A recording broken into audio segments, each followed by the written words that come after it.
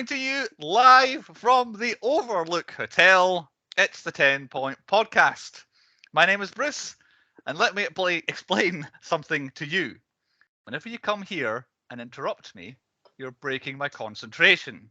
You're distracting me, and it will then take me time to get back where I was. Understand?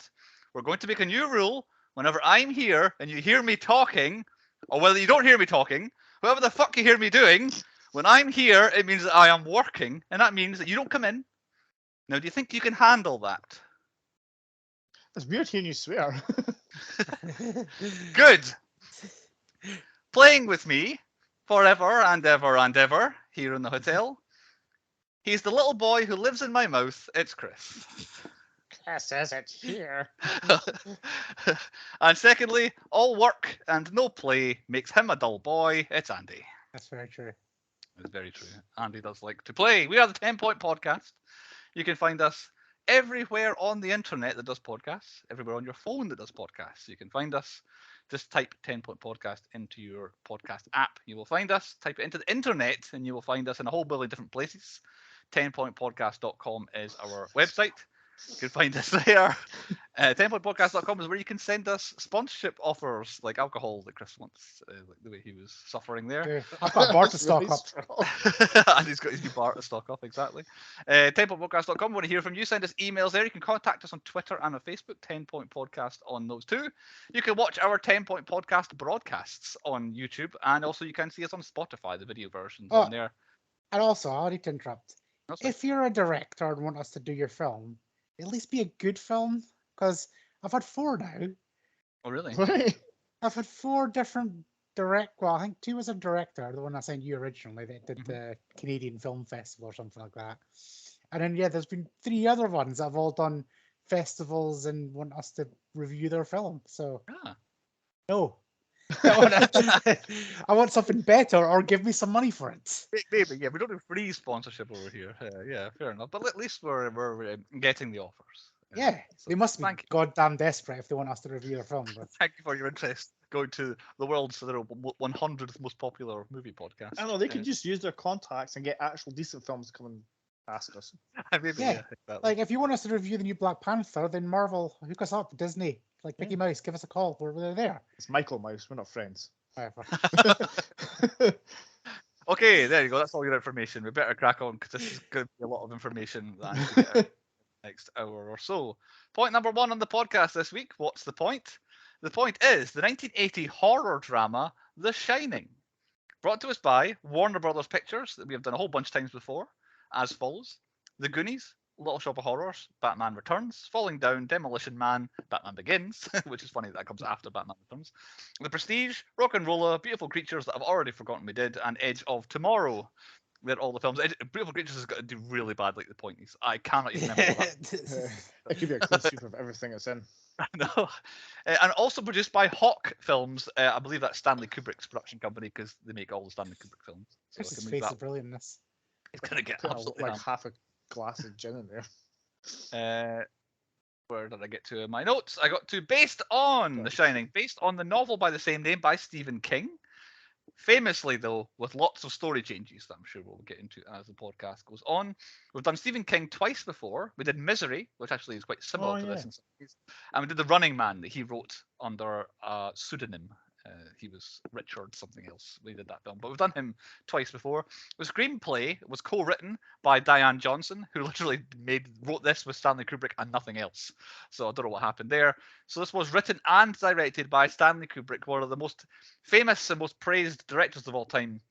He did films such as, you may have heard of them, Spartacus, Doctor Strangelove, 2001: A Space Odyssey, A Clockwork Orange, The Shining, The Full Metal Jacket, and In Eyes Wide Shut was his final film in 1999. The film stars as Jack Torrance, Jack Nicholson, famous for being in such films as Easy Rider, Chinatown, One Flew Over the Cuckoo's Nest before being in The Shining.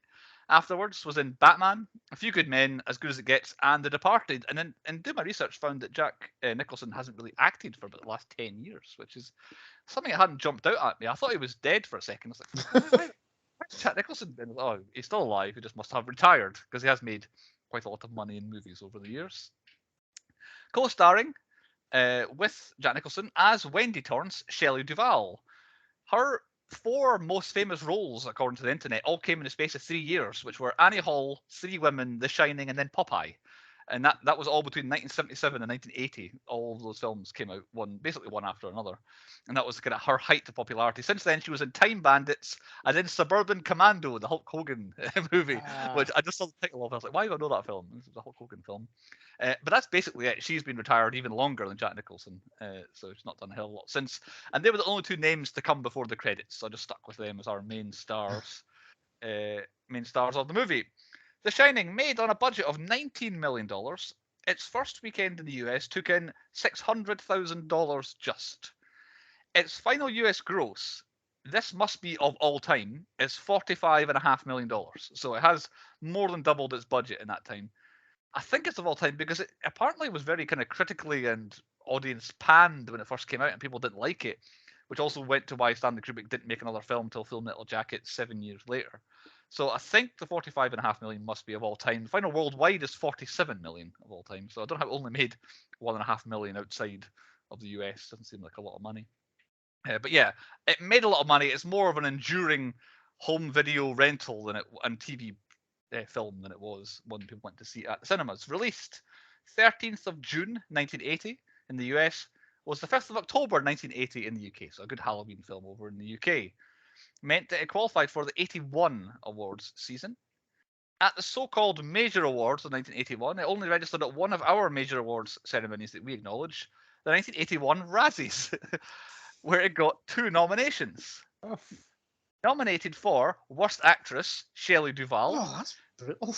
She lost to Brooke Shields from The Blue Lagoon, which I'm assuming is pretty I thought you would have said a Blue Lagoon. But this year, as of us talking, 2022, Shelley Duvall's nomination was rescinded this year after the Razzies had discovered that her performance was impacted by Kubrick's treatment of her throughout filming, which has long been legend and story and known that she had a tough time.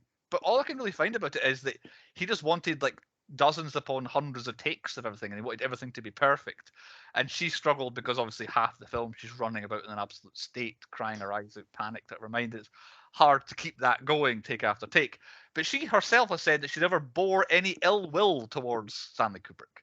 So on her behalf, basically, the Razzies have said, okay, well, we take away that nomination. So she was nominated, but now is not nominated, but not because of how good she was, if you know what I'm saying. One other nomination, speaking of, Worst Director. Stanley Kubrick was nominated.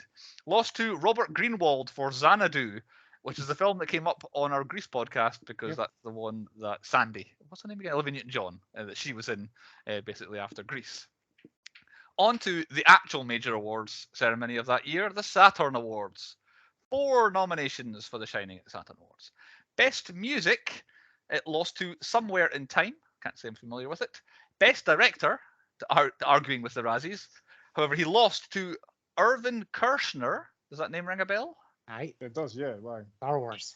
He directed Empire Strikes Back in 1980. So that won Best Director.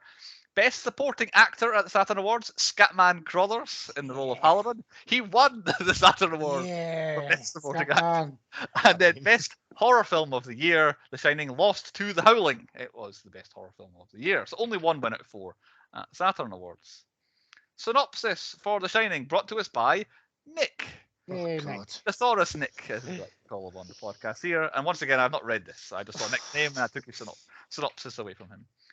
Haunted by a persistent writer's block, the aspiring author and recovering alcoholic Jack Torrance drags his wife Wendy and gifted son Danny up snow-capped Colorado's secluded Overlook Hotel after taking up a job as an off-season caretaker.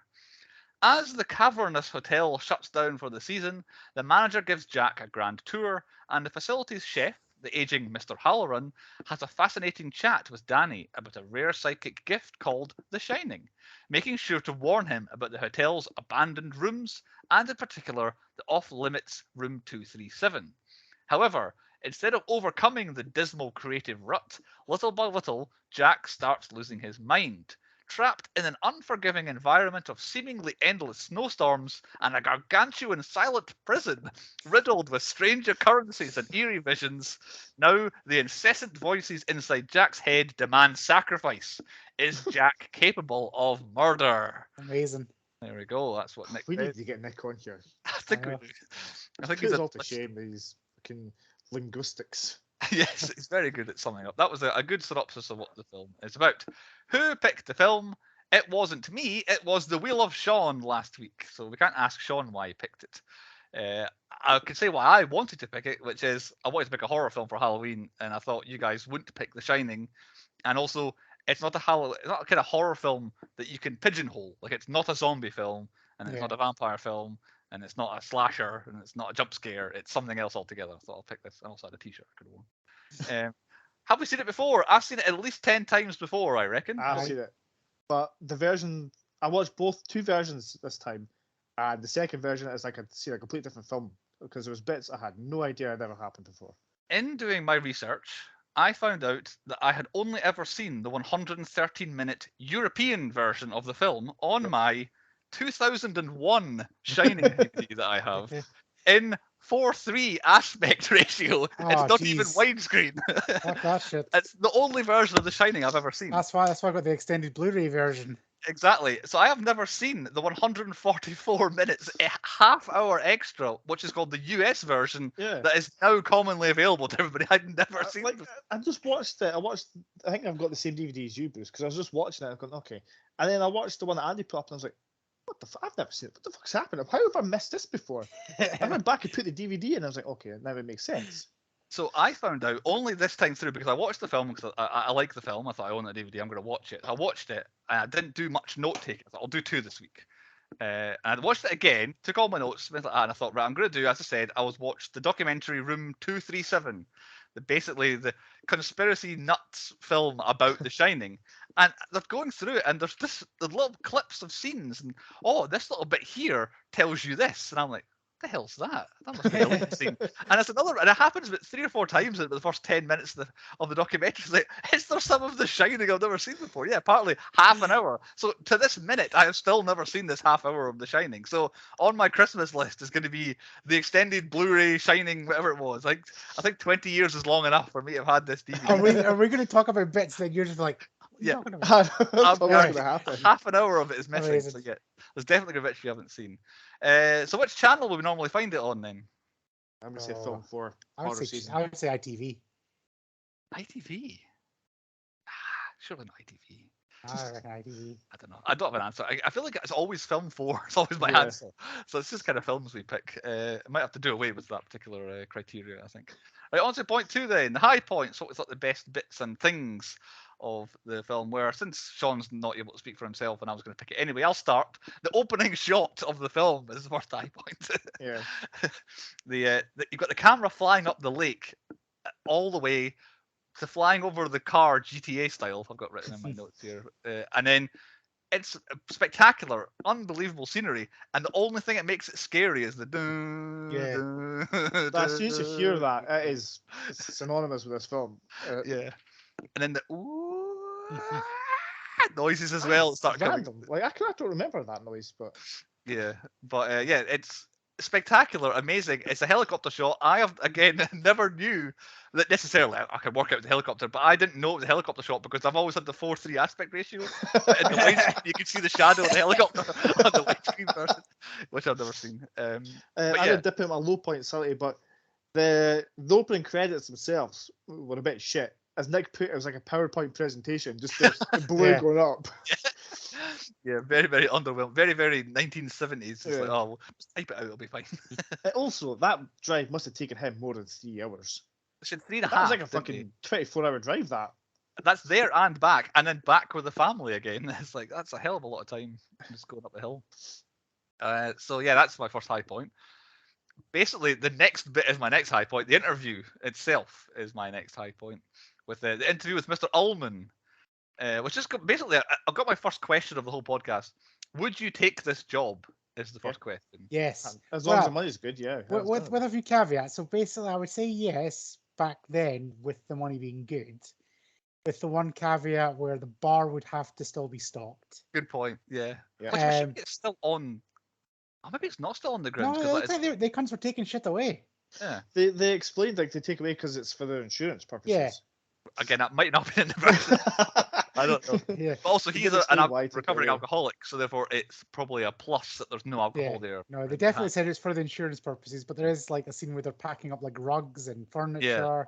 So they must have removal vans. But yeah, I would take the job if the bar was still there and it was like all inclusive there. Sorry. Nowadays, I would take it if they had a decent internet connection. And I could take that's a exactly where I'd decent be right TV. now. There's no way I Basically. could go there without Xbox or something. That's totally what I was thinking. Was I would have to have kind of constant internet. Would have to be the unless I'm able to take as much baggage as they had, that much in like DVDs and Blu-rays with me. Like that's all. The only way I could get through it was being able to watch But something. What I without would do al- as well, I would just let it run down to the Yeah. last week that they're coming back and just run a bit like a headless chicken, just fix everything. Yeah, but I'll Stay in tell you this what. one little room and let it Yeah. just turn to shit and then fix it afterwards. like revising for an exam on the last night. Exactly. So, yeah. If I had to do what he did with no alcohol and no internet, I reckon give me 3 days and I'm already where he is at. You're far from everybody. I'm done. Isolated, alone, fucking hell, gone straight away. Succumb to whatever evil there was within 3 days. Yeah. Yeah, the interview itself is a really good scene, and I very much enjoy. It's going to get nominated for Michael Pena for me. Mr. Ullman's tale of the previous caretaker, previous caretaker, Mr. Grady. He does it really, really well. But yeah, the scene itself is a really good scene. The interview. Jack Nicholson playing friendly, happy-go-lucky. I want to get the job, Jack, before he becomes other Jack later on in the film. There's little twinklings of other Jack when this is what you're gonna miss. They explain the arm story from Danny in a cutscene when this is happening. Right. Okay. And then the on the drive back up, he's kind of seems a bit pissy, like they're talking about the air. He's just kind of going, mm-hmm. Yeah. And they're talking about Danny. Well, you should have had your fucking breakfast in. And then, he learned about it on TV. Yeah. Yeah. You can see there's like a twink. I don't think it was the hotel. He was just a prick. Well, there's definitely suggestions that, well, it's outright said that he had hurt Danny previously. That he had, and he explains it away that he was trying to help him. Oh, he was trying to get him off the ground, out of the way, and he yanked him a little bit too hard with a little tiny bit too much pressure or something. That's what. Do you know the scene where he's looking in the mirror, Danny brushing his teeth or whatever, he's talking to Tony. Yeah. And he has that kind of fit. Right after that, there's a doctor there checking on him, and I'd never seen this before. And I was like, oh, right. And then she starts explaining the story about how Jack dislocated his shoulder. Right. Okay. So I've never seen that scene. That I only seen bits of that in the documentary. That's how. But I know that scene exists. But yeah, I've never seen him having a fit before. So like, she again doesn't blame him, so she's being quite nice about it. Yeah. But later on, when like you just mentioned, when he's talking about it, he thinks she's holds a grudge against him. Yeah. Exactly. Yeah. And also, it explains why she's so quick to jump to attack him when Danny comes in with his collar ripped. Yeah. Which, like, he was quite soundly asleep on that table when she found him. Like, very impressive to do that. No. So my next high point, I would let you jump in, but it's basically the next bit is my next high point again. So it's closing day when they arrive back, and the place is shutting down. And I like the idea of the tour where Mr. Allman is taking them, because basically it gives you an idea, like it basically tells you this is where your film's going to be playing out. Yeah. And then on a rewatch, you see all the different bits. Like, that bit. And that's the first time we saw that. And remember what happened there. It's a really good, it's like a tour of the film before the film happens. Yeah. And I'm assuming it's even better in the extended version because there's probably more bits that happen and more of the bits that are shown. But so yeah, that's my next high point. Right, I'll step back a bit and someone else. Oh, my one's pretty much straight as they're doing a tour when you finally get to see Hong Kong Fooey, aka Scatman. Scatman. Is he Hong Kong Fooey? He is Hong Kong Fooey. I never connected them. I did not know that. I should have my Hong Kong Fooey t-shirt on. But yeah, it's like this guy. It's like straight away. It's like I like this guy. Yeah. And then he's taking you around the pantry, the kitchen. I'm like all over. It's like that's a kitchen. It's like, Steve. Oh, that meat. The meat freezer. Oh yeah, just all that food. It's like, yep, that's a high point right there. Food straight away. But no, just everything that Scatman does, just I like him. He brings a good energy. He seems like a nice man. I do have a low point about him, but it's not him. Is this him lying in the bed? Because that's weird. We'll come to that. Actually, I've got 2 low points about him, but I love him. I think he's great. Yeah, he's very good at it, and also he's a nice character as well to be in it. So I've got a lot of like high points. This is a lot of bits, but my actual next high point is it's kind of general, like Jack's descent into madness. Yeah. How it's just like a slow burn to start off with. Every now and again, it'll be the first time that Wendy, like you in your opening speech, kind of walks in and he just fucking flips on her. Yeah. for whatever reason. I feel his energy though. Like I'm not a writer necessarily, but there are times where you're trying to do something and someone comes in just to say hi and check up on you and all that. It's like you're interrupting my flow. Like this is I'm doing my thing here. Like say in the middle of the podcast, if someone came into the room and started talking to us, they'd be like, oh, it's nice to see you, but I'm kind of in the middle of this here. I like that. The kids come to the door and I was like, fuck off. Yeah. Busy. But yeah, he definitely, that's the first absolute sign of, okay, Jack's maybe not doing too well here. But for me, it's not the first time I realised what happened is that I don't not realise the devil is in, and that's later on I realise the devil is in. But you skipped over one of my high points, but Jack's descent definitely will keep coming up. It is the title card is 1 month later, right after. So this is basically when it starts to happen. You start with it's the first time you see Danny on his trike going through. Oh yeah, his little trike is great. That is my high point right there. Yeah, it's the different sounds when he's doing it and he's going over the carpet and like I don't know how they filmed that, but I'm hoping it's another guy on a trike behind him just following him. Yes, because I wonder how they did it. Because it's like just the sounds because it's like really quiet at that point as well. It's just like and it's like carpet was quiet and it's back onto the floorboards. It's like, oh, it's brilliant. He could just like went all over a bit. It was like that big. I mean, you could just got like an actual motorbike and just went the whole bit. In the documentary I was watching, someone broke down that there's 3 journeys that you follow Danny on his trike. And the first one, he does a lap around, I think it's around the Colorado suite. Basically, what Andy says with the carpet floor. And the second one, he's higher, he's like a level above, doing a sort of, not a loop, but he does a little circuit up above. And then the third time, which is when the shit is really hitting the fan, he does an impossible journey where he meets the girls, where he goes basically down a corridor that's downstairs, round a bend that happens to be upstairs all of a sudden, and then goes round the bend and finds them. Huh. So that's representative of the place just going to hell. But yeah, because they spend so much of the first half of the film setting up kind of what the map of the Overlook Hotel is, that's when it's totally broken, where he just goes around a bend and is a different part of the building altogether. There's a lot of dolls. I know, yeah. The Grady twins, they keep getting referred to, but at one point they say that they're 10 and 8 years old, so I'm not actually sure if that kind of confused me a little bit. They look like twins, I'll say that much. So along with Danny on his strike, Jack throwing the ball off the wall is 100% what I would end up doing if I didn't have internet. I would just be playing with a tennis ball the entire time. And even the way he's like bouncing it off the ground and then catching it, and then like I just be like doing like fancy stuff and just amusing myself and all that. The kind of throw that I've got, I would take a couple of those lights out with me. The one where he actually throws it in the wall, it looks like it's just going straight for like the chandelier that's hanging there, but you missed it obviously.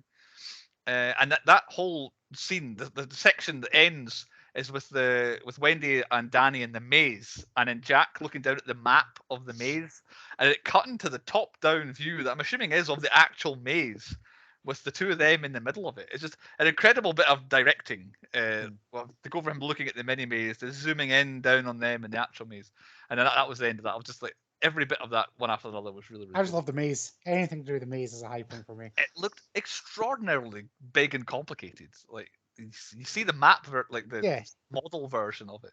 Well, I've got another low point. It's a magical vanishing maze because it wasn't there and it fly over in the first scene. Oh, yes, that is a movie mistake. Yeah, and also the hotel itself is totally different. As in, the Overlook that's there, the hotel they used to be the Overlook, has a middle spire thing. And then when they built the exterior over in London, when they filmed over London, they just took out the middle bit, and the building's like a third as long. It's tiny. So the building changes shape throughout, not just Danny on the trike, not just the maze disappearing. It's a spectacular place. And who else has got a high point? All right, I'm gonna go for it. Wendy finding the manuscript. That's a proper high point. That, like, you can see, because I've already seen like inklings of him being a bit crazy, but when she just looks at it and it's just repeat of all work and no play makes Jack a dull boy. And it seems like that's basically all he has written the entire time, is that. So I don't know exactly how I'd write a book. All typing and no play. That's looking like I'm busy. It's got to be what, 2-3 months worth he's done, and that's all he's written. Like she like flips through like at least like 15 or 16 pages, and it's just like different styles, and it's just the same word though. I wonder why he did the funny spacing on, like, what demon possessed him to go space and to make it into a triangle. Like, maybe in his head he's like actually typing a story and it's the world's greatest story, but it just comes out as all work and no play. But I reckon you can publish that as a book and pricks. You can. I'm sure you can buy that. It would be a hipster favorite. Some people Oh, would say, "Oh, definitely. it's the piece of art of the They'll read year." into it. It's like, oh, at this moment here, he is having a delightful time, 'Cause- and you're like, all right, whatever you say. You see how it's a triangle now? That means that he is descending Yeah. and his mood is getting It's, lower. he's wanting it because that's the womanly shape. Yeah, stuff like that. Cause yeah, you wait until I've wrote my script for my movie. Oh, they're gonna love it. It'll be nothing but fat fucking dick shapes all over the page.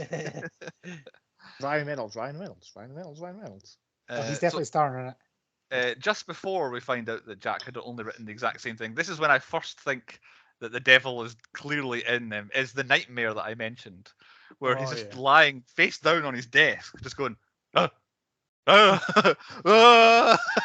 he wakes up saying he's had the worst nightmare he's ever had, which is quite clearly that was when whatever thing it was that's controlling him is telling him, this is what I want you to go and do. As soon as that happened, I'd be out of the hotel. So right, that's it. Get in the car, we're going. Well, right. Yeah. Just do it as an experiment, Chris. Right tonight. Right. It's probably a good thing the kids are staying with somebody else tonight.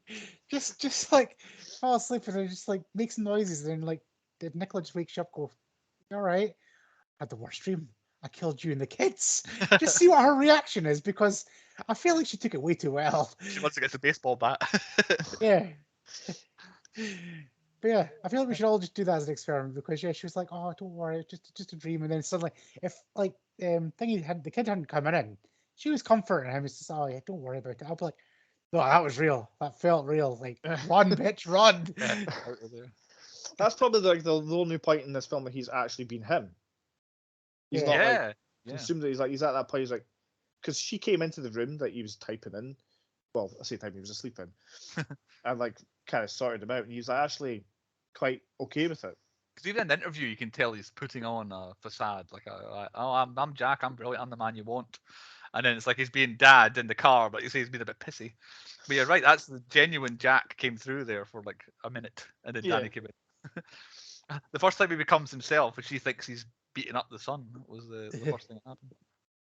Oh, yeah, before that, I think it's when Jack says he's going to sleep, but he's just sitting on the edge of the bed, and Daddy comes in because he wants his fire truck. And he just comes in, "Oh, come give your dad a cuddle," or something like that. Any other film, it would be a nice, sweet moment, but this time it's weird and creepy. Really it's at that point where I won't nominate him for stupidest kid or most annoying kid, but Danny does the whole kid thing of, "Do you like it here?" And like, "Yes, I like it here. Do you?" "Yeah, I guess it's all right." You should say, "No, I hate it here. You're gonna kill everybody, and we're all gonna die." it's like kids just need to spit these things. Like when they don't like something, tell that you don't like something. My next high point is Jack in the gold room for the first time, but we can combine them all together. Him and Lloyd at the bar. This is Jack Nicholson at his best in the film, I think. Is him getting his booze, seeing ghosts or whatever it is, and just him being wide-eyed and just being crazy and telling the time that Danny was threw his papers on the floor and all this sort of stuff. That is the best Jack Nicholson in the film, I think. Even like before, like, it must have been after the whole Danny thing, because he's walking along the room just like flailing his arms around. Oh yeah, just as it goes in, it's amazing. And then the second time he's in the gold, him and Grady in the men's room, which is when the party's going on. Grady opens up questions. Was he like a descendant of the other Grady, or is it the actual Grady? Well, that's what we just have to not know, work out, or discuss. I don't know. I think everyone's got their opinion on this. He is Grady. Like he says, "I saw your picture in the newspaper," so he is him. But then we'll go on to the end at some point. We'll save these for the end discussion. Let's do that. But him and Grady, that's when you finally find out, okay, there is bad things, bad people here, and they want Jack to do bad things, and you need to correct your family and all that sort of stuff. It's a very good scene, and that's the first time. Yeah, he was like, "I had a daughter and 2 daughters and a wife. I corrected them." Yeah, and I was like, "Oh, okay." So it's a very good scene. That's the first. Okay, there is now a villain, and we have to get our heroes out of here. I like that. And then he goes to get Wendy and chases her up the stairs, and she's got the bat as they go backwards up the stairs. Is my next one, where he's like all crazy and "Give me the bat." I keep getting this conflated with the Simpsons version where Homer's doing "Give me the bat, give me the bat, boo." But he doesn't do that, and then she gets a full-on whack on the head. Like it really goes for it, and then her dragging him into the larder. Genius. It's brilliant. Yeah, it's a brilliant move. And that's my next high point is just the whole scene of, again, it's Nicholson, he just goes to 100 out of 100 and just, Oh yeah, it's when he's actually locked in the lodge where he's like, I'm gonna get the snow cat and leave. Ooh, I've got a surprise for you. Ooh, Yeah. just tapping the door and you're like, oh, you're fucking brilliant.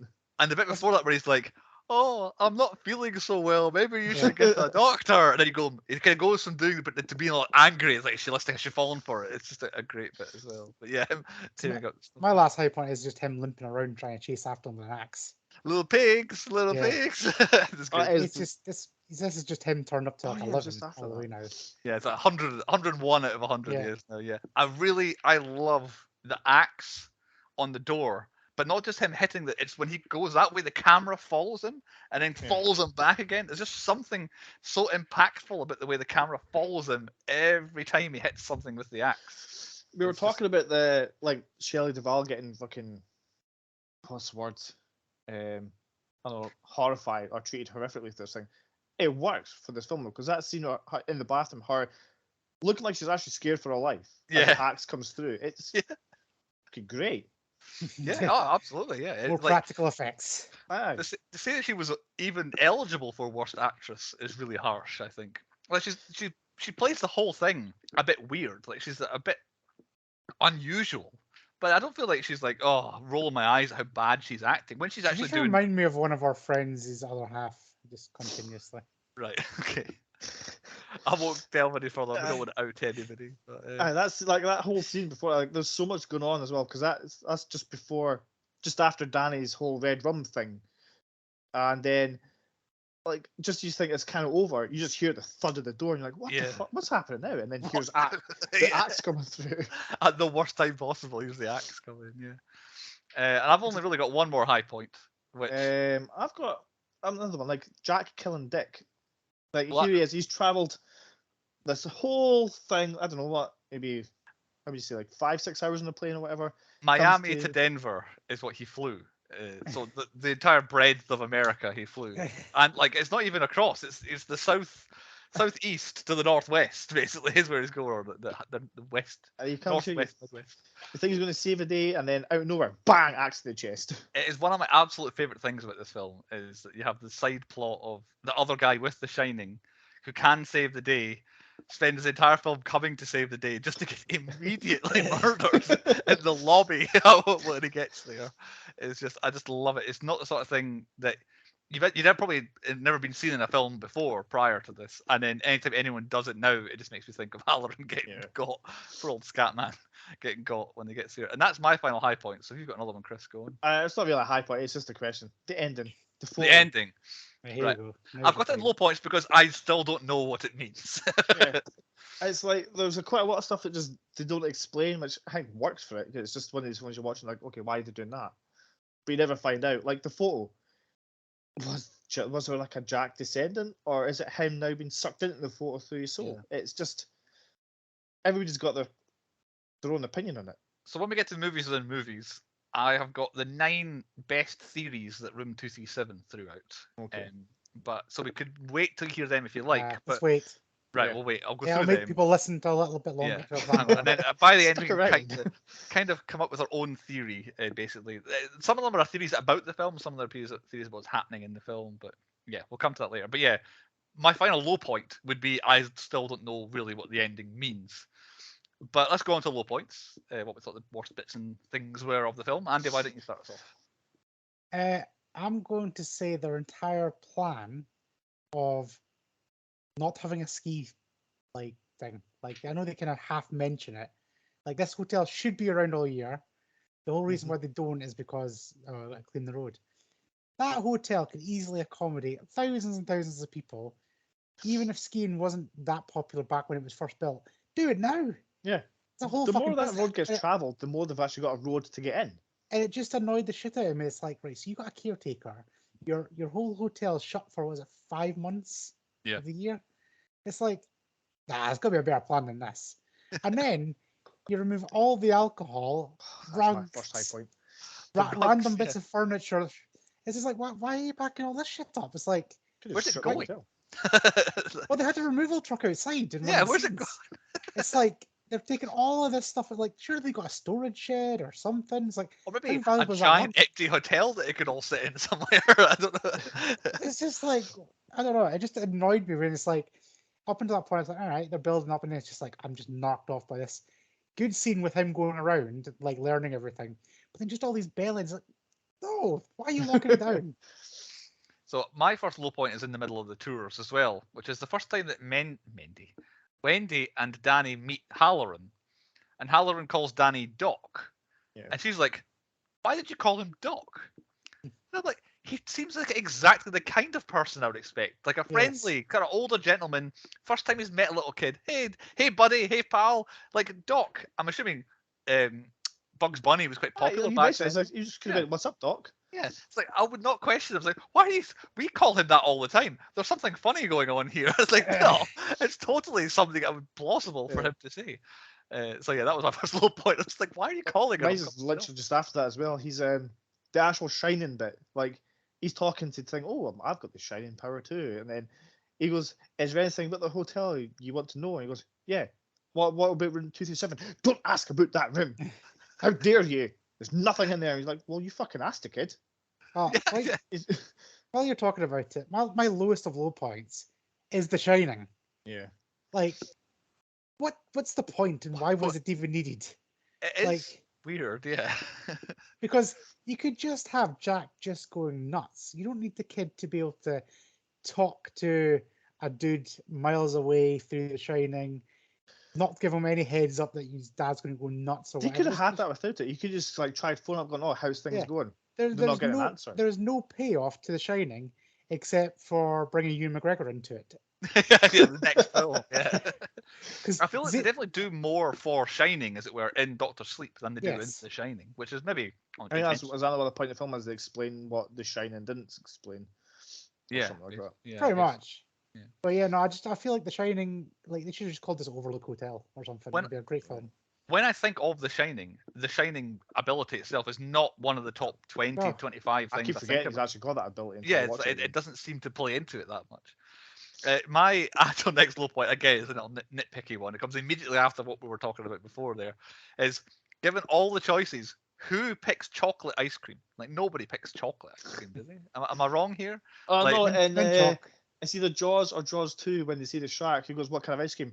"Chocolate." No, he says coffee, which is even weirder. Oh, that's even weirder. Yeah. I mean, like, your base three ice creams, vanilla, strawberry, chocolate. No one picks chocolate, do they? You go strawberry, really, but vanilla, like, you can't go wrong with vanilla. Was it called Neapolitan? Yeah, Everyone exactly. eats the strawberry and the vanilla, leaves the chocolate. Chocolate's always lit. No one goes chocolate. Like, okay, if it's chocolate fudge brownie or chocolate caramel, if it's one of the fancy ones, maybe. But just 1980, given the choices of three, I would imagine you don't go chocolate ice cream. So my next low point, Andy's implied something about it earlier on. Mr. Halloran's taste in art is a low point. I mean, he has low taste, I would say. It's not even that. It's just the fact just sitting there in his bed and in such a weird position. Like, I don't know. Do you guys put your pillows under your feet and just sit there? Because that's a bit weird. But then just like watching the TV with just a big naked woman there, and then it's like, all right, kind of makes sense the position of that TV naked woman. But then just have another big one right behind him as well. It's just like, this guy, what a perv. He knows what he likes. I mean, it's art, but is he getting pleasure out of it? It's just weird. Imagine inviting somebody over and they walk in and go, "Fucking hell, that's a big naked lady." Okay.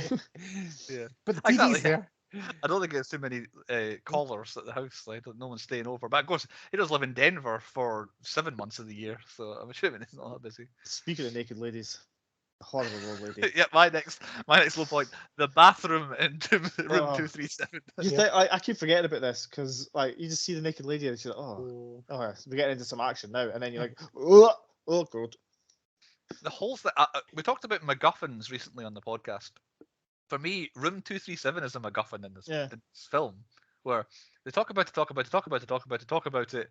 They go in there. It's random. Doesn't really connect. Are we supposed to think that's Mrs. Grady? Like, is that what we're supposed to think? And then she doesn't really apply to anything else. It just means the evil has now been released. It's like, why did it have to be a horrible naked old granny that releases the evil? And then room 237. Well, it's done now. You've done. We're back to the hotel again. It's just like, yeah, that reminds me of the other random room of the man dog noshing away another guy. Where the fuck did that come from? I was so hoping that wasn't going to come up because, like, I've never seen it before in my life. You never seen that? I don't remember ever seeing it. Yeah. I had him coming up later on, so yes, that is definitely a low point. But I'll save. I'll keep it secret where it comes in. She's like, I was going to say the point is Wendy can't run. What the fuck? No. And then she's like doing a little drangly thing upstairs, and she stops and you look at him and goes like, what the fuck am I looking at? And then you see this dog mask come up and you're like, oh, what the fuck is going on here? I tell you what, though, she does successfully not fall over needlessly, which is a plus for her horror movie running. She doesn't fall over. Kind of when the creepy stuff starts happening at some of the lower points in it. And my final low point is me not understanding what happens at the end. Right. So. Before you get into that, I've got one low point before that. Right, little Timmy, he finds the perfect hiding spot. It does. Nobody in a fucking million years is going to find him at all.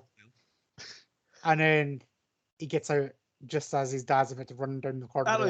He could have just run up and down the hallway the whole time. You would never have found him. Never have found him. Like, this kid is a genius. Even in the maze, he's like, wait there. He's going to follow my footprints. I'll back. Right? This kid is smart. However, he does defeat him by going into the maze. So he does. On the other hand, he wouldn't have, like... Carry on. I said, or he could have just stayed in that little pantry away from raptors and he would have been fine.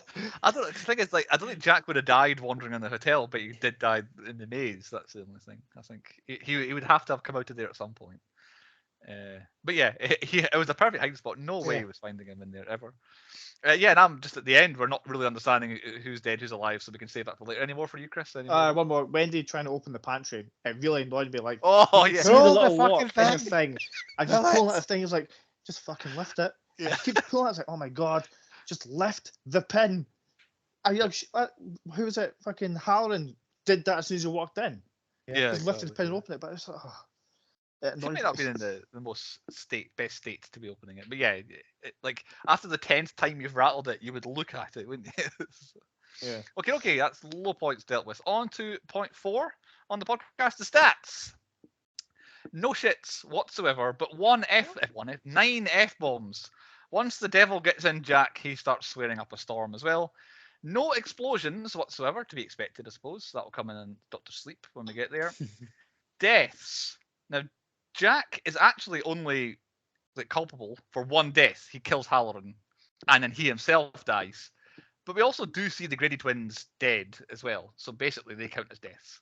Like if you count horror, a body count in a horror film, I would say 4 is what we've got for. But it's meant to be a really horrifying, scary, murderous rampage. But actually, there's 2 or 4 deaths in this film. There's one actual murder that we see. Yeah, one murder. Yeah. The quota is no cows and no goats up in the hills of Denver, and no dead animals. Oh my god, I suppose a whole bunch of dead animals in the freezer. No paedophiles. On Room 237, the documentary, someone implied that there was some sexual abuse of Danny, but I never got that from my version of the film, and you guys clearly did for another one. So no paedophiles. The devil, possibly, definitely evil spirits, but I'm not sure. I want to say Lloyd might have been the devil. Lloyd could have been the devil. He did act very devilish, didn't he? He could have been. Devil drink and all that, yeah. KKK or Nazi, not present. However, Grady is 100% a racist.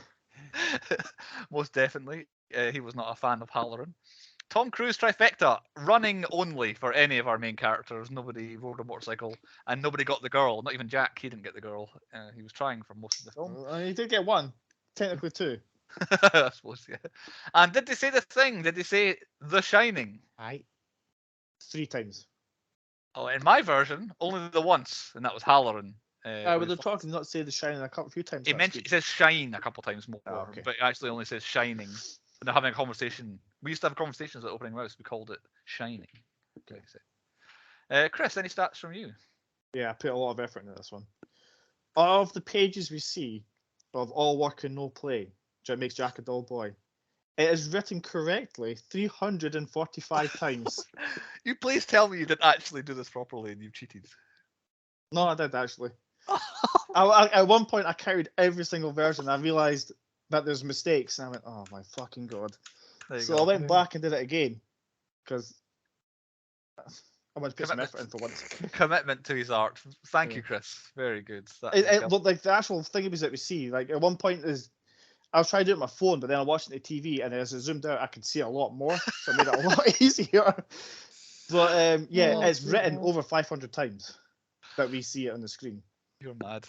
But thank you. That is commitment there. And also, Danny says red rum 52 times. I thought about doing how often Danny and how often red rum is said, but I thought I've already got enough in my notes, so I don't need any more than that. So I'm done for at least 6 weeks. I'm not That's counting anything You're else. you're now available to do whatever you want for stats for the time being. Yeah. Andy, 10-point podcast quiz is point 5. Over to you for the quiz.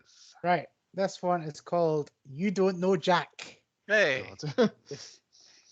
We'll go back to the old school format of just going back and forth. Nothing fancy. You'll get it Okay. as you go along. Nice and easy. Who wants to go first? I think I'll go. I'll I think go it's my turn to go first. I'm not sure. Okay. Which actor portrayed Jack in Titanic? Leonardo DiCaprio. Yes. Now you could probably catch on what the You Don't Know Jack is about here. Mhm. Chris, which Jack Black movie is set in a music classroom? School of Rock. Correct. Bruce, Mhm. who are Peter and Jack Banning related to in the movie, or how are they related to in the movie Hook? Peter and Jack Banning. Banning. Ah, Is Jack Peter's son? Yes, father and son. Yay. Chris, yeah. who plays the character Jack in the movie Legend? Tom Cruise. Yes, it is. Legend. Chris, Oh, what's Chris, Legend? Bruce. He's like, oh, Tom Cruise film, never knew about it. Yeah, what's the film Legend? What's that? Oh, that's absolutely banger. That's gonna put it on the list then if you've ever seen Yeah, it. put it on the I don't know it Yeah. off the top, unless I'm completely blanking. I don't know it. Right. Carry on with the quiz. There's another film to add in subconsciously. Keanu Reeves portrays Jack Tavern in which movie? Oh, Keanu Reeves, Jack Tavern. It comes up quite a lot, so I'm gonna guess The Devil's Advocate. Oh, Chris. 47 running. No. Speed. Oh, Ah, overthinking it big time. Where am I going? Chris. Okay. Kurt Russell stars as Jack O'Neill in which 1994 science fiction movie? Stargate. Yes, it is. I struggled with that one. I'm glad you got that. Bruce, which actor starred as Fish Bang in Logan Lucky? Fish Bang. Whoa, what? All right. No, oh, that would make sense. So it's Jack somebody. Jack. Fish Bang in Logan Lucky. Jack. Going to throw over to Chris. Oh, I don't know. You throw over? Yeah, Yeah. I throw haven't over. seen Daniel Craig. Is that his character's real name is Jack? That's Jack Quaid. Ah, Ah, them. Yeah. Oh, yeah. They're like at the fairgrounds. What Yeah. I have them in my head as the fairground. They're kind of like accomplices for the whole yeah. mission. I think. Where am I going now? Chris. Chris first.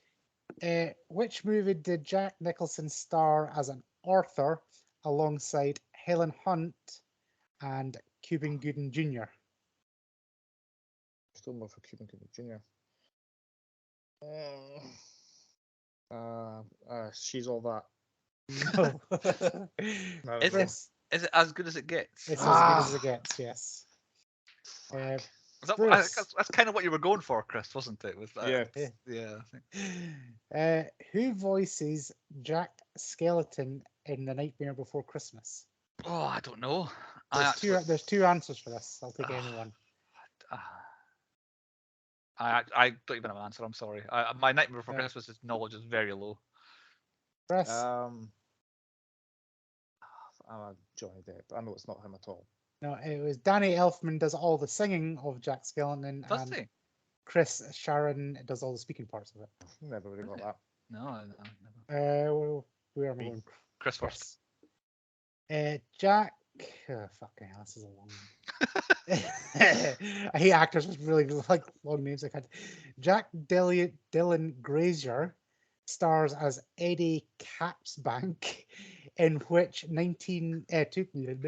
2017 horror film What? and its 2019 sequel. Read in between the lines, it makes it easy. I think I've got it. I think. I don't even know what the question was. Scream? I don't fucking know. Wait, I don't even know which Jack starred in 2 horror films? what... No, you said which films is it? Yes. Ah, the Witch Jack. Halloween. No. Oh. Chris. That was my guess. So it wasn't Halloween. 2017 and 19. Yeah. Oh. Nobody's I getting was, it. I was certain it was Halloween. Nobody's getting it. Yeah, I know. It's Oh, good. is it it? It's- Oh, it. Oh. I've not seen them. So I thought it was gonna be like the Get Out, and then. But no. No, nobody's I getting thought it was it. Halloween and Halloween Kills. Is what I thought it was. What's the scores? Do we need a tie break? Is there a clear I winner? think I won 3-2. I think Alright. is what I've got the scores. Uh, That's the end. As a bonus question, let's see. Buzzer first for Pride for Chris. Okay. Jack Palance stars as. Chris. Sex Lickers. Nope, Bruce. I'll finish the question and you can. I could. Jack show off Jack here. Palance stars in which character in Ah. City Slickers? He plays Curly in Yeah. City Slickers. Full name. Oh, I can't remember his surname. It No, was I can't. Washburn. Washburn. Washburn. Remember that. There you go. Very good. That's when you jumped the gun. So Chris, Chris doesn't know Jack, but Chris Bruce does. I know a little bit of Jack, but not so much of the Jack. On to point 6 on the podcast, movies and movies. I have forgone anything helping Chris because I've got a lot of work to do this week. So, Chris, have you done anything TPP universe wise? Yeah, I don't think anybody's returning. And even thought that would be Jack the answer. Nicholson. Yeah, I thought That's we'd quite done an him easy like week. I thought we'd done a small part of Jack Nicholson somewhere, somehow, but no. In my head, I had Casper, but I thought he was one of the faces because he had the eyebrows. But Ah, no, yeah. it's not him. I think did the one ghost do an impression of him? That might have been where you're getting that. Maybe. I think that might have been what happened. Maybe I. Anyway, Chris, have you recast us into the film then? I did. I'm Jack. Like, I get cabin fever quite quickly. Like, lockdown was a nightmare. So I could see myself going crazy. And I will just say, I do love a family. I'm not going to go in and kill them. But For the record. yeah, I could see it. Be going fucking batshit. I also see you pair as in the interview, the 2 other guys just like saying, "We'll get this guy in, do everything. We'll tell him somebody killed their family." That's exactly how we did the podcast. Exactly. Yeah, exactly. So I'm Mr. Ullman, am I? Yeah. And then Andy is Bill. Yeah. I will definitely be coming on to Bill, don't you worry. Bill is featuring in the later half of this podcast. I recasted us differently. I saw myself as Jack. I thought, yes, isolation, get me away up in the middle of nowhere. I'd be happy with it, and I'll probably be fine with the possession as well. That stuff would be fine. But I thought, right, I went one direction with this, and I wanted one of you to be one specific thing. So therefore, Chris, you're Danny, and Andy, you're Tony. That's what I wanted it to be. I just wanted Andy to be the finger and the voice of Chris. Chris, you a dick. Fuck off, Tony. Like, just having a fight with a finger. Yeah, that's the direction I went with it. Andy, any movies for you? Or recasting? Right, so obviously, this has obviously been made into a sequel with Hugh McGregor, which I think is pretty good casting. However, if you were to do a remake and we have to take Jack Nicholson out, I would say a current actor that would work pretty well as Jack Nicholson, I reckon, would be David Harbour. Ooh, Yeah. good shout. Because he's got a very similar look to him, and I reckon David Harbour could act nuts as well. He seems like nice family man. Like, yeah, be nice family man. But yeah, you're right. and yeah, you basically can give him any female role that doesn't look like a weird alien. That's open. That's open to any. Winona Ryder. Yeah, she probably could. Yeah. Joe, go like for like, Anya Taylor-Joy. Nope. Too weird. She's like 40 years younger than him. Also, she was basically the thing. But no, I like the Stranger Things. We could do the Stranger Things couple. There we go. Yeah, Sorry. there we go. That's how we recast this right now. Done. There we go. And then you just put Ewan McGregor and you de-age him. Just have him like a full-grown adult on Yep. the trike. It'd be Yeah. perfect casting right there. Righty then. So, like I say, I've done my usual things. But this is not the major bulk of movies and movies. So, Dead Man Walking. Well, I knew Jack was going to be dead. But I think the Grady twins, basically, they are dead man walking in a nutshell, as in they are dead. Could this film have come out in 1995? Yes, it could have done. There's nothing that means it wouldn't. But it would have just been a pointless shot-for-shot remake, like the Vince Vaughn Psycho that came out in the 90s. This would have made the same film again, like Andy says, with different actors and all that. What happens next? Well, Doctor Sleep happens next, and I've yet to see the director's cut of that. So I know for my Christmas need to get director's cut of The Shining, or the extra long cut, and the director's cut of Doctor Sleep. That's meant to be the perfect Shining ensemble. I need to see all that together. And who's in the wrong movie? Chris made reference earlier. The furry sex pig dog is in the wrong movie. I have no idea what that little furry bear thing is doing. For first, like, what is it doing? It's got a mask on.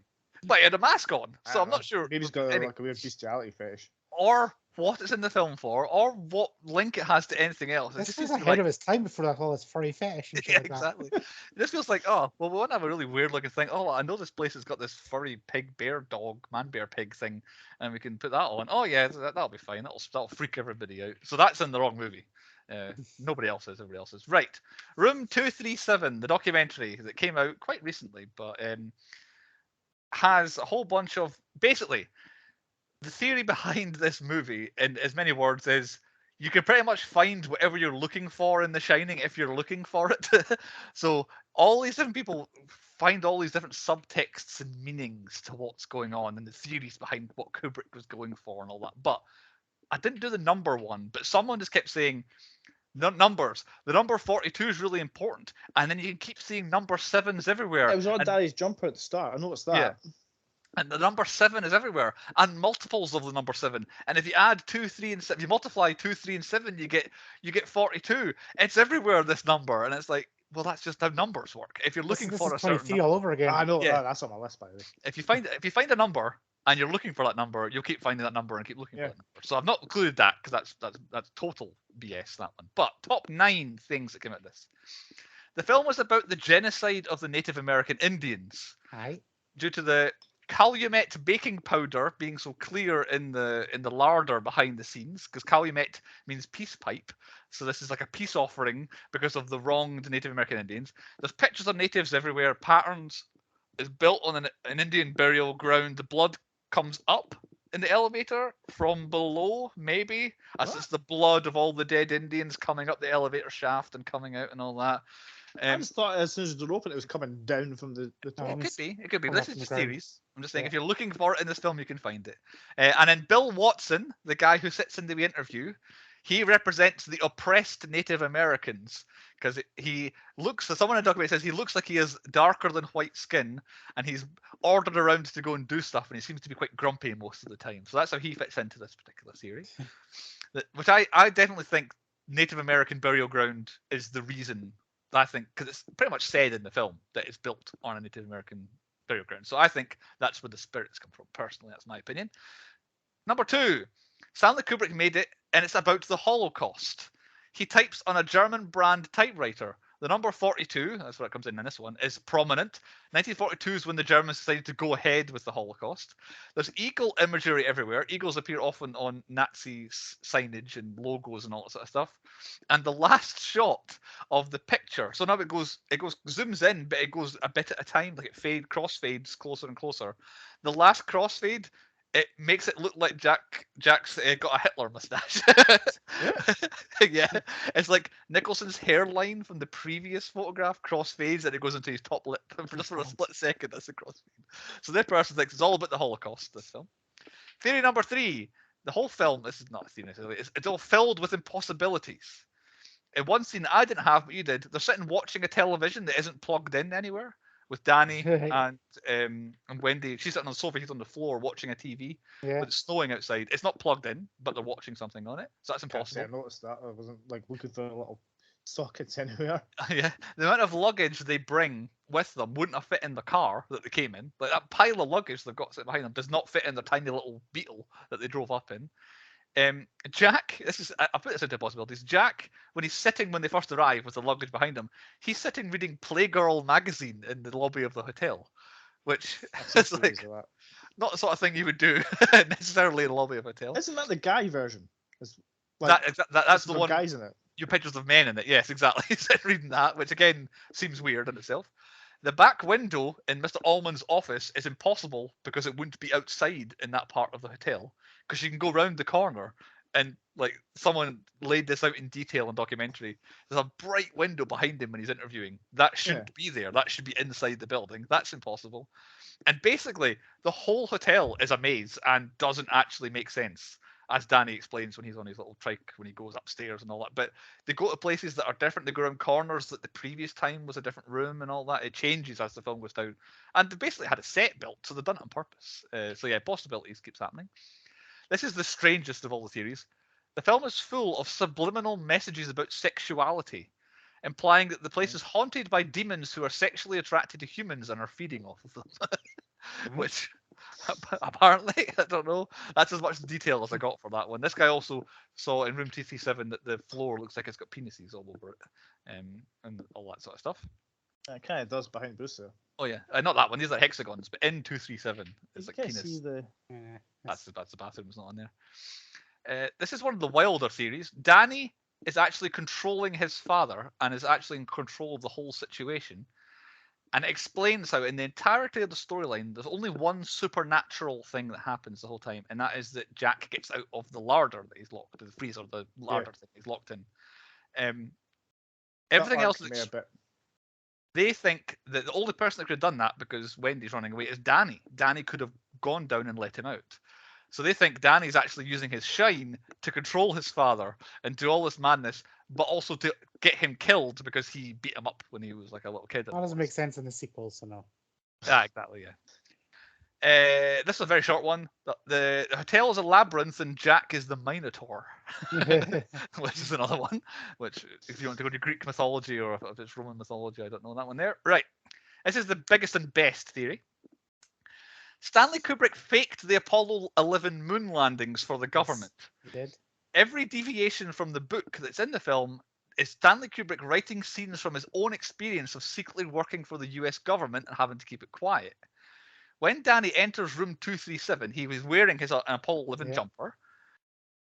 Stanley Kubrick changed the room number from 217 to 237 for the film. He claimed it's because the hotel that they filmed in didn't want to have 217 in the film as the spooky room because no one wanted to live there. Allegedly, the hotel doesn't have a 217 either, but he changed it to 237 because it is the mean distance between the moon and Earth is 237,000 miles. That's why he made it 237. In the interview he has, Allman, the guy behind the desk with his little flag looking like JFK, represents the US government, coming to him, can you fake the moon landings? And then Bill Watson, the silent type, is the CIA being there, making sure he does it. And that's the biggest and best theory, that it's Stanley Kubrick admits that he did the moon landings. There's a bit more technical theory in the film than that. Sticking with the interview, this is one of my favorite ones I found. The interview isn't actually happening. It is Jack's perfect projection of how the interview went, which is why it's so successful and why he's so happy. It is implied in the film that he has always been there, so therefore he wouldn't need to interview for the job. So it's just this fake imagination, that this kind of dream sequence that Jack has of him having this interview, but he's always been there, didn't need to interview. And Bill Watson, again coming into this, his clothes change mid-scene. He has like a block coloured shirt on, and it changes to a patterned one, and like his suit changes colour as well. I'm just gonna rewatch all this now. Yeah, the filming. If Jack's always been there, how's he got a wife and kid who come and visit? And then everybody's like speaking to Jack, going, "Oh, you got the job." Spooky spirits doing mischief, I guess. Is always the explanation. And this is the craziest theory. The film is meant to be seen both forwards and backwards. Lots of mirrors, people walking backwards, like Danny refacing his footsteps, Wendy going up the stairs. I thought you meant you could watch it backwards. Well, I'll get into that. Sense. Jack regresses from being a very happy family man at the beginning, to the end, he's just grunting, making noises as if he's like regressed back into like being an ape. So you can watch it the other way around, and it tells a different story. But they also project in the documentary the film being played forwards and backwards over the top of each other at the same time. and they pick out like the 10 best bits that that could mean something and that could mean something. When obviously it's just luck, like it's not meant to be done that way. But there are lots of things in terms of the story goes forwards and backwards at the same time. But they're the top 9 random theories to come out of the film. I feel like you watched a really shit documentary there. It's bizarre. It's more of like a video essay. The whole thing. It's really strange. It's not like a normal documentary where it's like, "Hi, I'm John Smith, and I'm going to get to the bottom of this thing." It's just crackpots being like, "This film is definitely about genocide. Here's all the things I noticed when I thought that," and it seems to go that way. Do we have theories on what actually happened then? What it's actually about? Chris, I feel like you're ready to burst with your theory. No, I was going to say, I think the soul, like the Hotel Fire just claimed his soul and added to the picture. And then somebody else is going to caretaking and somebody else is going to get added to the picture. Cool. And that's I how think he's just a fucking nar. Mr. Brady used to be the caretaker, but doesn't have any recollection of being the caretaker. I've always just been here like that. So next time he'll be one of the dancers, and it'll be Jack who's be like, I tried to correct my family, but I failed. Yeah. I reckon taking the sequel out of this, he's just a nar. Yeah. Literally, it's all in his head. Yeah, his family were there, just like it's just a job, and he's like fucking making all this shit up in his head. I personally think it's an Indian burial ground, and the spirits need a sacrifice, so they just possess the winter caretaker to kill off. Because actually, the Grady murders weren't the previous year; they were many years ago. So it's not like it happens every year. So I think after a while, the spirits demand sacrifice. That's Pet Cemetery's every 25 years, I think it is. You can bring There you something back. Maybe it's 10 in The Shining then. There you go. That's all the theories to come out of that documentary, which I own on DVD. And it was on, I think, no less than 6 streaming services when I went to watch it. It was everywhere, that room 237. Point 7 on the podcast, tropes that need to die. I'm going to start with my one because Chris has already poo-pooed. I think cabin fever is a trope that needs to die. I thought that lockdown across the world proved that nobody would go particularly mad if they'd be locked up for a year. So I think cabin fever proven to be not true.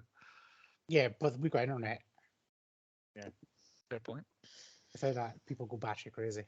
To be fair, Jack never seemed to go outside. I was in the back garden drinking the whole time. So yeah, that's a good point. He should have. Plus, it was the winter. Yeah, he couldn't really go. And alcohol's like that's the thing. Alcohol's the key. The amount of bottles of aviation gin, crates of beer I went through. Christ, I should do a Jack and go sober. Right, Chris, what's your trope? You've mentioned quite a few times the horror trope that I've been going for is the Indian burial ground. Like, not every creepy house and hotel has to be built on an Indian burial ground. Like, I would have made this whole ambiguous thing that he's got going with this film even better if it was just a hotel, and every now and again people just went nuts. I didn't have to have an Indian burial ground like what films with Poltergeist. It's the one that's got the burial ground. In fact, the house implodes itself in that one. It would come after this though. Yeah, the film that we did a few seasons ago, Amityville Horror, that was an Indian burial ground. Was that the burial ground as well? Yeah. That was definitely before this. But then I suppose it depends when he wrote The Shining. I don't know if that was part of the story that he brought with him or not. But, so I think the Indian burial ground needs to finally just be laid to rest and come up with another excuse. No pun intended. Andy, what's your trope that needs to die? Bear with me in this one. Danger wanks. Okay. Like, where did that come from? Okay. Why is he just walking in the hotel just going like that? Oh shit, there's Danny. I don't remember that part of the film. just like you got a hot woman coming out of the bathtub scene, and it's like, oh, right, where's this going? Where's this going? And then suddenly, scary women. Right. It's like, I just thought I'd call it danger because I knew you'd get a reaction at Chris. But no, just always just like some nice titties followed by granny titties. Just that's gonna stop. The siren, I guess you would call it. Like yes, they call the sailors over and then turns out they're monsters. Yeah, no, that's got to stop. And like, especially in horror films, because you know it's always going to happen. It never ends well, does it? Yeah. I'm going to add a second one. The magic mirror that displays everything. Like, she's really hot and he's kissing her, and then out of nowhere he looks in the mirror and she's hideous. You can then see it. Yeah, that's fine as a danger wank. Okay, that's a new classification. I'm not putting best danger wank as a nomination. Right, nominations. Point 8 on the podcast. Chris, you start us off and we argue with you. Best actor, I went for Jack Nicholson. Right. Yes, fact. My best supporting, I put Shelley Duvall. I went Scatman. Scatman.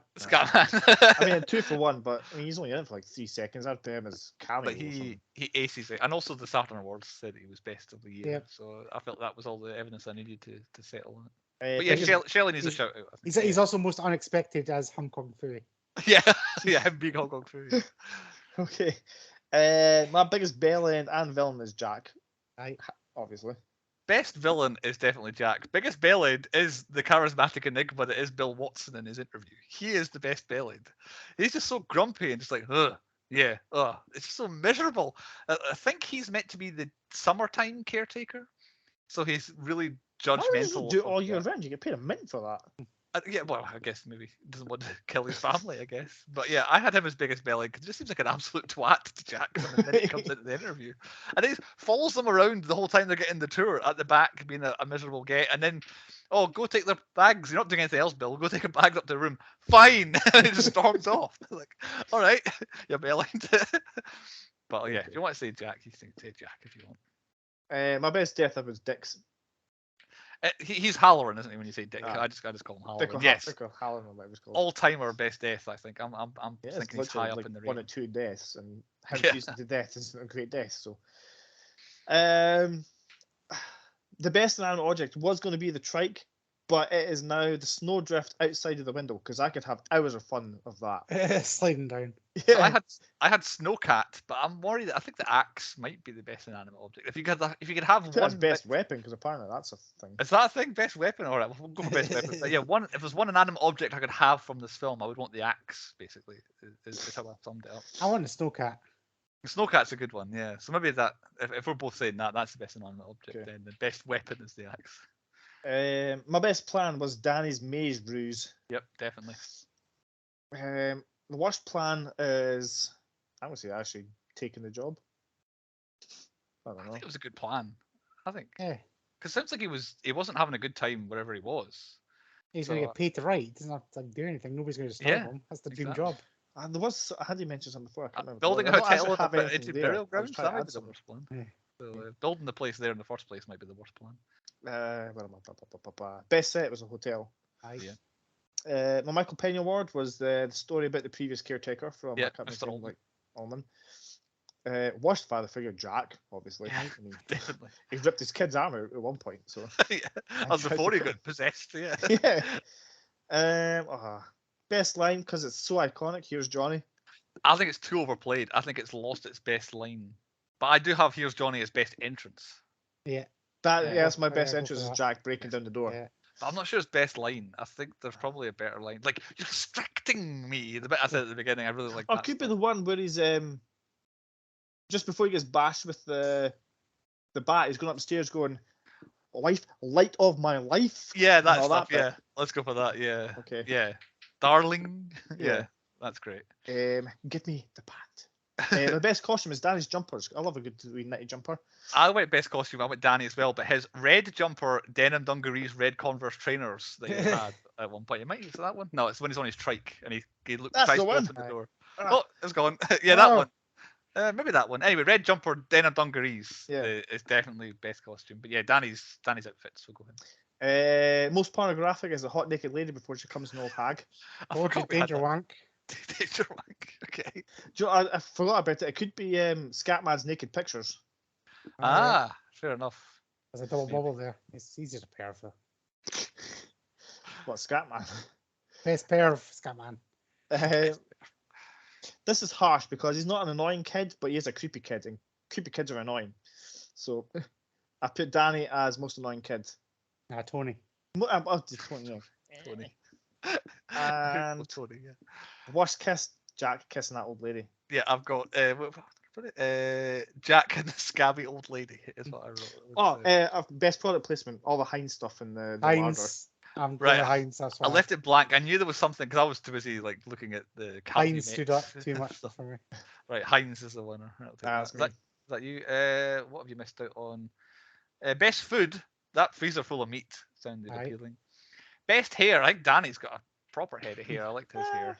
It's a bit mullety, but just enough not a mullet that it's quite fashionable, I think.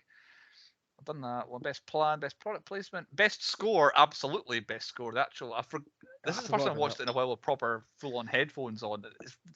Throughout, the sounds are really good. It's really good. Too loud. Yeah, some bits of it. But then Midnight, the Stars, and You for best song because that's an absolute banger. You do that. Yep. Love that song. Done Scatman for best supporting. Oh, Best most twist. obvious name. Jack, Tom, Jack. and Danny thingy because the actors are called Jack and Don. Oh, of course, Danny. Danny's Danny as well. Yeah. So most obvious naming is the two of them. Best twist: Halloran getting immediately murdered upon getting there. Yeah. That's a good twist. Done him, done that. I think I've covered most of mine. The worst cop, maybe the guy on the radio from like the Forestry Commission or whatever it is that they're speaking No, to. he Like, did He did his callbacks job. and stuff like that. Yeah, Oh, he was okay, he was fair way overly helpful. I thought he was maybe being a bit eye rolly, like, oh god. I thought he was a bit like that. Fair I enough. thought he could have been a dick, like, oh yeah, you're fine, fuck off. But he Right. didn't. He was nice. Cool.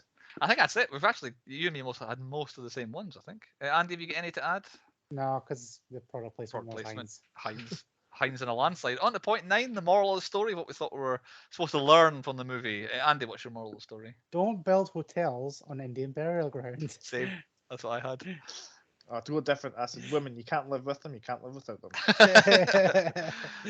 Bitches be crazy. It's been a while. It wasn't this time because it was him that was crazy. But yes, I had gone for the same as Andy. On to point 10, the 10-point rating. We rate the movie out of 10. I didn't pick it, but I was going to pick it, so I'll go first, and I'll say a very short one. Quite possibly my favourite film. It's a 10 for me. I'm sorry, Andy. I've got you going next. Well, you're a mad bastard because it's not that good. I much prefer. I actually do love Doctor Sleep. Like that is like Ewan McGregor. It's good. I feel like that is a better film, and the last 45 minutes is just The Shining done well in that film. This is not bad. It sets up ground things. There's obviously been thingied all the way through, but it only gets a 6 from me. A 6 from Andy. And Chris, what about you? What I love about The Shining is it's how different it is to every other horror film. It's not like full-on jump scares just for the sake of it. It's like it focuses on suspense and lets us, like, nobody knows what actually happened in the film kind of thing. Like, everybody's theory in the film's different. So, like, there's a reason this film's been parodied so many times. Yeah. The only issue I have is I don't find it scary whatsoever. Yeah. It's not, for me, it's not a horror film. It's just like a thriller. But It's a drama. Drama. It's still worthy of an 8 for me. 8 from Chris. So, 8 overall. So Chris nailed it. The official rating from the 10-point podcast is an 8 out of 10 for The Shining. I just absolutely love this film. There are problems with it, but it's one of these films I just love. I could watch it over and over again, but I wouldn't say it's Doctor the Sleep's way greatest. better. horror I could film watch it ever over and made. over again. Like I have to say, I've watched it twice and a documentary on it in like the last 4 days. So, like, And you still even haven't watched the whole version. Fucking I know. hell. That's why I'm so excited. I'm buzzing for Christmas now. I can watch the whole film. It might go down. It might be worse if they add an extra half hour in. So that was the wheel. Now, basically, it was 2 Sean picks in the wheel in a row. The often mentioned but never seen Sean. But they picked 4 films now between them, the wheels. Oh, he needs a Which shout are- because he's let me use his laptop. So Yeah. thanks. Oh, yeah. Yeah, thank you. That's why you can see Chris this week. I know, I'm Not actually worry. here for once. The Shining, Old School, Batman Begins, and Beautiful Creatures. Now, this is why I was mentioning before I could not remember what happened in Beautiful Creatures whatsoever, because I'm trying to come up with a theme for these 4. Magical and Powers. What's the other ones? Old School. Oh, yeah, Frank the Tank. he's got magical powers. I went for Big Return, because Beautiful Creatures, I'm sure someone returned in that, some evil person came back. Oh, yeah, the hot one. She came back. I guess she did. Batman comes back to Gotham and Batman Begins. Yeah. Old School was the return of Frank the Tank. And then The Shining, it's all about Halloran getting back to the hotel again. So I went for Returns, but I'm not sure. Any other guesses? It's a bit No. random. All I'll add is The Shining fits into my theme, which is not aliens and meteors hitting the ground. Yeah, it's not the fact that it was pointed out by one listener who spoke to me that Evolution and what was it, Slither are the same film. Some 4 weeks apart. Yep. Right, next time I have Chris as being next. Is that correct? It Oh, is. for those who are still made it to the end here, 2-week gap before the next episode. We Aye. are off for one normal episode. Is gone, but 2 weeks later we'll be back. So you'll miss 1 week's worth, and we'll be back again on the usual rhythm. Chris, what are you picking? How do you follow up The Shining? With the Reynolds, that's how you follow it up. And it's been a while since we had a film about the food service, so my pick is Waiting. What a film! Waiting. Never seen it. This is one of my favorite films, other than Chef. I see a theme. It's got the best use That of is the why I scrotum have ever. been drinking the aviation gin for the entire episode. Oh, Yeah. you've been name Yeah, dropping. Chris, best use of a scrotum ever, isn't it? Yeah, there you go. Doesn't make me want to see it. Waiting. Ryan Well, Reynolds. it'll make you want to play a new game. Yeah. Ryan Reynolds, Anna Faris. Yep. Star in. What's it tell me? It is a. Oh, Oh. His I powers don't go know. out. I don't know what happened there. My computer turned off. My computer turned off for a change. It wasn't Chris's. And I will give you a clue since the Clerks 2 is kind of botching up my theme. You Does need that to mean take it a doesn't fit? character's name from Clerks 2 and add it to parts of the name This is not a of the theme. film. It is to create an actor. You trying to spell somebody? I am. So my Right. theme is an actor. Theme is an actor. Right. Is it Ryan Reynolds by any chance? No. Because I've got one more pick which will elaborate my theme. Okay, well, this is the most complicated theme ever. It's Which not I would, Exactly. I put effort in so you don't guess it in the first try. Like which you I did. would, I would almost argue that's not a theme if you're just spelling out something with movie picks. The theme is an actor. Right. It all will be made. Well, I know an acting theme would be all your films have that actor in it. Well, technically, the theme is comedy, which this guy is a comedy actor. So Right. confused. Yep. Just Just like The Shining. We can all think about Exactly. that for 2 weeks. You get to think about that for what Chris is talking about with his theme. So you all have 14 days to find Waiting. I'm assuming it's not too easy to find. So good luck finding that. And we'll see you next time on the 10 Point Podcast.